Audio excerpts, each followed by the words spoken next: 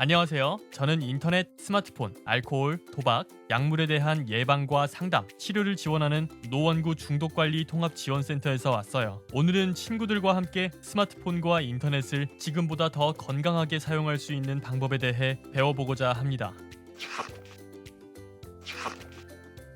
먼저 예방이의 하루가 어떤지 함께 살펴볼까요? 예방이의 모습이 어떤가요? 예방이와 비슷한 경험을 해본 친구들 있을까요? 그럼 지금부터 인터넷, 스마트폰 사용이 우리의 뇌 발달에 어떠한 영향을 주는지 같이 생각해 봅시다.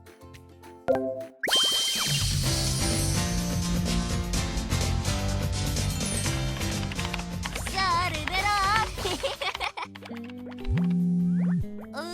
엄마다. 어디야?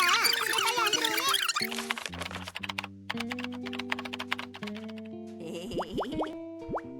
오호, 레아템.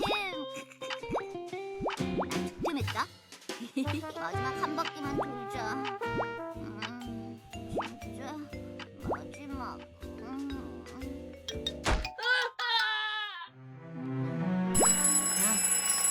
지각이다.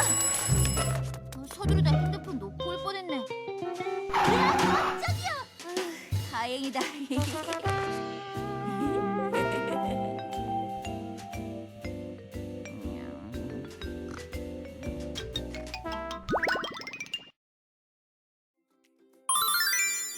친구들은 마음이 아플 때 어떻게 표현하나요? 많은 사람들이 마음이 아플 때 가슴 부분을 치는 것을 볼 수 있는데요. 그렇다면 마음은 어디에 있는 걸까요? 마음은 심장에 있는 것이 아니라 머리에 있는 뇌의 기능이에요. 뇌의 윗부분에 있는 운동령은 몸의 움직임을 담당하고 바로 뒷부분인 감각령은 신체가 느끼는 감각을 담당해요. 옆부분에 있는 청각령은 소리를 듣고 뒤통수 부분에는 사물을 보는 시각령이 있어요. 뇌의 앞부분에 위치한 전두엽은 우리가 경험한 이 모든 것을 통합해서 결정을 내리고 감정이나 충동을 조절하는 가장 중요한 역할을 합니다. 우리가 보고, 듣고, 말하고, 생각할 때 담당하는 뇌 부위가 빨갛게 빛나고 있는 것을 볼 수 있는데요. 뭔가를 볼 때 뒤통수에 있는 시각 중추에서 활동을 하고, 들을 때는 옆쪽의 청각 부분이, 심지어 생각하여 대답할 때는 전두엽 부분이 크게 활동하고 있음을 볼 수 있어요. 이렇게 전두엽은 우리 뇌에서 핵심 기능을 하는 곳이에요. 모든 정보를 통합하고 전체를 조절하고 무언가를 하고 싶은 마음, 즉 동기를 만들어서 목표를 이루기 위해 노력을 하게 하죠. 감정이나 충동성을 조절하며 힘든 과정이나 어려운 상황을 견뎌내게 합니다. 그렇다면 전두엽이 고장나면 어떻게 될까요? 상황에 맞지 않게 화를 내거나 충동성이 강해지고 내 의지가 통제되지 않게 됩니다. 또 집중력이 낮아져서 무언가를 배우고 학습하는데 문제가 생기게 되죠. 조절뇌인 전두엽은 몇 살까지 발달을 할까요?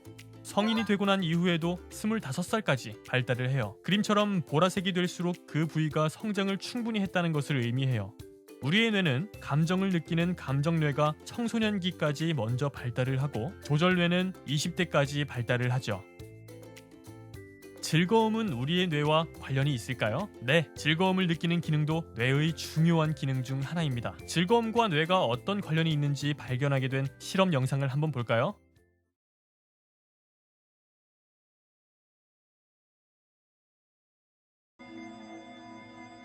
Working in Montreal in the 1950s, James Olds devised a crucial test. He worked out a new way to, in effect, ask animals how they felt. The device which trains the animal to turn on the stimulus for himself. Here you notice the animal wandering toward the pedal. When he first touches it, he gets no stimulation. It's not connected yet. Every time he touches the pedal, it does turn on the stimulation.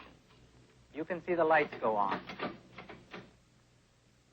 Now, the interesting thing about the old stimulation, the rewarding stimulation, was the strength of it. It was somewhat long periods of time. They would do it to exhaustion. I will electrify the grid. The animal must cross an area that gives a very painful shock to the feet in order to get to the pedal and stimulate the brain.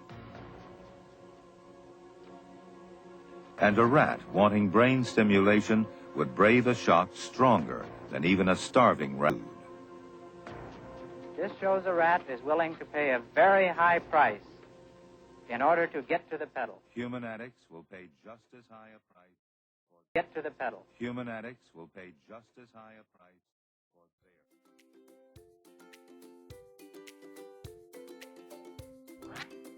과학자가 쥐의 뇌의 특정한 부위에 전기 자극이 전해질 수 있도록 연결하고 스위치를 누르면 머리에 전기 자극이 주어지는 실험을 했는데요. 보통은 전기에 감전되면 어떤가요? 우리는 찌릿하고 불쾌한 감정을 느끼는데 이 쥐는 먹이가 옆에 있어도 먹지 않고 먹이보다 더 강력한 즐거움을 느끼면서 탈진할 때까지 전기 스위치를 계속 눌렀다고 해요. 쥐는 왜 이렇게 스위치를 눌렀을까요? 바로 전기줄에 연결된 뇌 부위가 쾌락 중추로 전기 자극을 통해 즐거운 감정이 만들어진 것입니다. 쥐는 먹이, 자신의 생명보다 강력한 자극을 느끼며 즐거움을 택한 것이죠.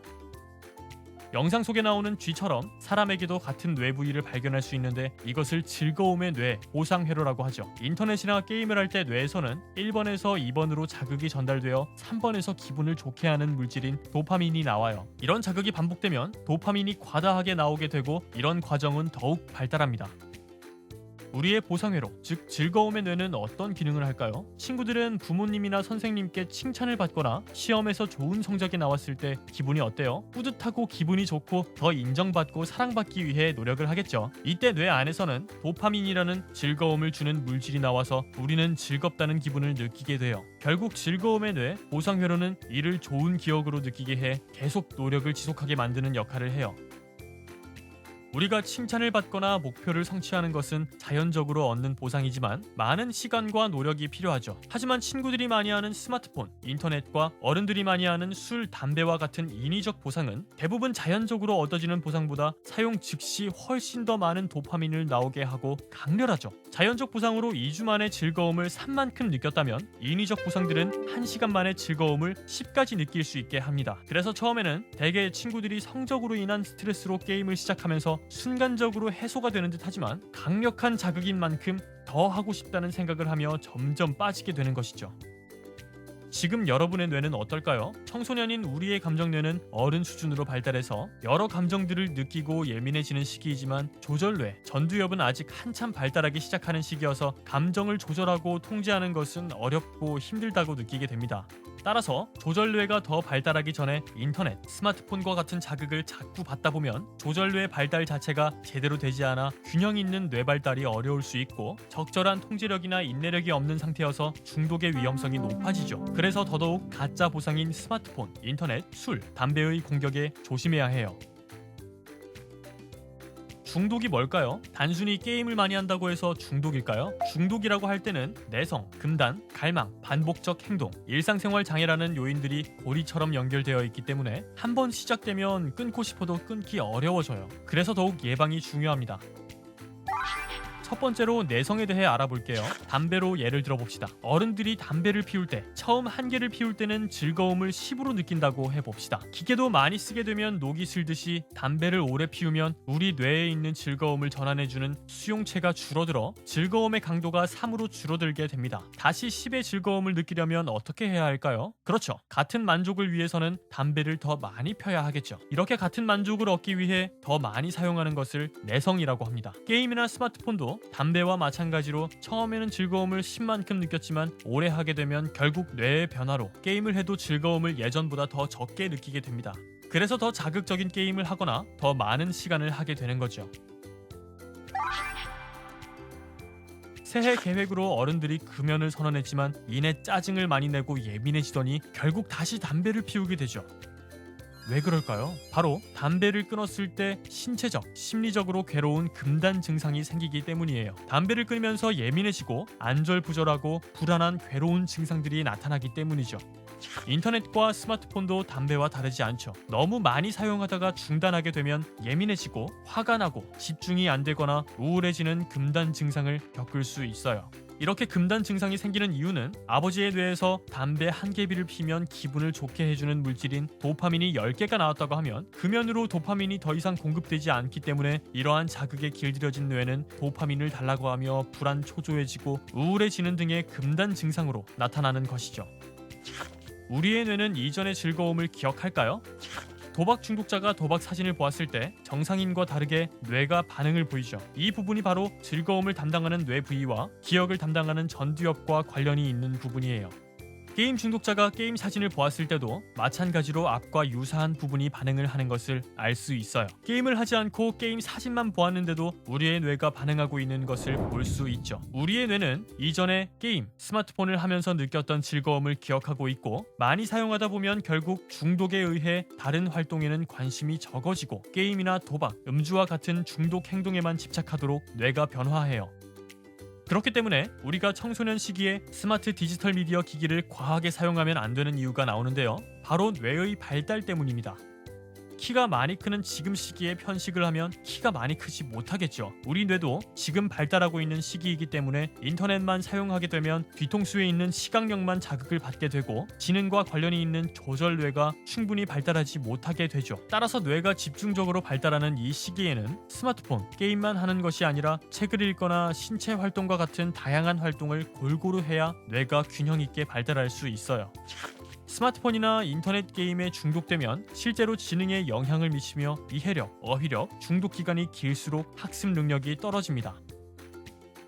조절뇌가 다 발달한 어른이라도 중독이 되면 중독의 심각도에 따라 조절뇌의 부피가 줄어든다고 해요. 어른도 중독이 되면 충동을 조절하지 못할 수 있는데 조절뇌가 아직 다 발달하지 않은 여러분은 어떨까요?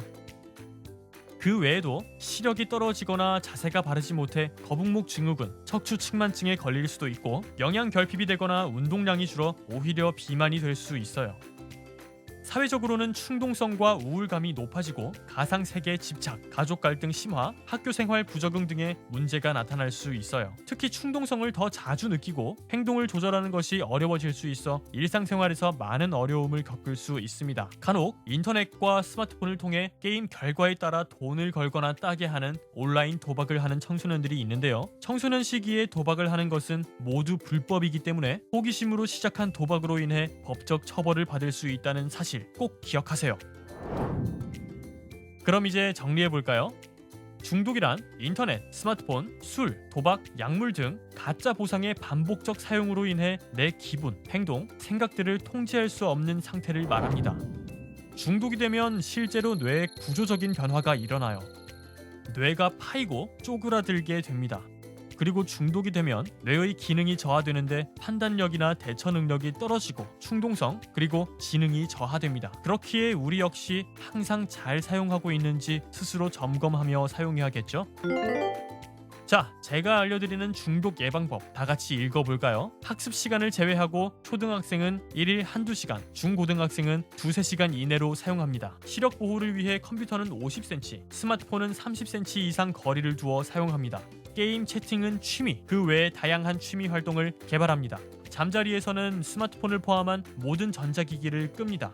길을 걷거나 식사 시간에는 폰을 넣어두고 가족, 친구들과 얼굴을 보며 대화합니다. 스마트폰 알림 설정, 시간 관리 앱을 활용하여 사용 시간과 내용을 정기적으로 체크합니다. 인터넷 사용 시간에 대해 구체적인 목표를 정하고 실천해 보도록 합니다. 확률형 아이템 강화와 같이 과도한 현질을 유도하는 게임은 하지 않습니다. 게임 이용 등급을 확인하고 자신의 나이에 맞는 게임을 선택하는 것이 좋습니다. 혹시 친구들 중에 인터넷이나 스마트폰 사용이 조절이 잘 되지 않거나 어려움이 있는 경우 혼자서 고민하기보다는 센터에서 상담을 받아볼 수 있어요. 노원구 중독관리통합지원센터 홈페이지에 들어오면 온라인으로도 상담을 받을 수 있으니 적극적으로 이용해보세요. 감사합니다.